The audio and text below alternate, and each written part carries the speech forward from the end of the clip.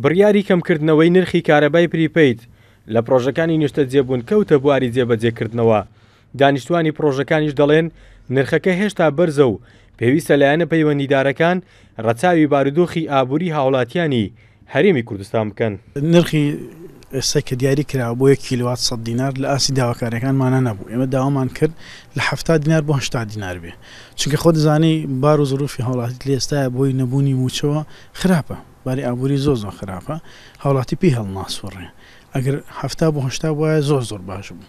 وەڵامی تر ئەمەش یعنی چۆنەڵی خۆمانەوێ بگونجێنی لەگەڵی. وتەبێژی وەزارەتی کارەبای حکوومەتی هەرێمی کوردستانیش ڕای دەگەێنێت هەوڵەکانیان بەردەوامە بۆ ئەوەی نرخی کارەبا هەرزانتر بکەن، بەڵام لە ئێستادا تێچووی بەرهەمێنانی کارەبا زۆرە، بۆیە ئەوانیش بە ناچاری نرخەکەیان بەرز کردوتەوە.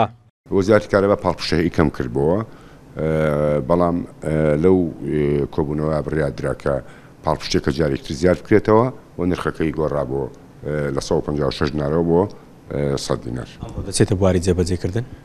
خۆی لە ڕاستیە لە ینی یاسایەکەی وایە بزانم بچێتە وەقایع لەوێ کە بڵاو بکرێتەوە لە ئیتر ئەچێتە بواری جێبەجێکردن. بە نمونە ئێمە ئەم کات باسمان کردووە نزیکیش 7000 مێگاوات ژێرخانی بەرهەمێنان ئەم دەقەیە ئامادەیە، بەڵام بەشی ئەوەی کە ئێستا لە کاردایە نزیکی 3500 تا 3600 مێگاوات ئەوەندە سوتەمەنی هەیە.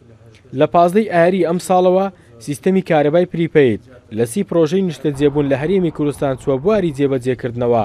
بۆ هەر کیلۆواتێکیش حکومەت بڕی 156 دیناری وەردەگرت و ئەمەش ناڕەزایەتی دانیشتوانی ئەو ستیانەی لێکەوتەوە. حکومەتی هەرێم لەژێر فشاری ئەوان کەمی کردووە بۆ 100 دینار بۆ هەر کیلۆواتێک. بڕیار محەممەد، کورسات نیوز، هەولێر.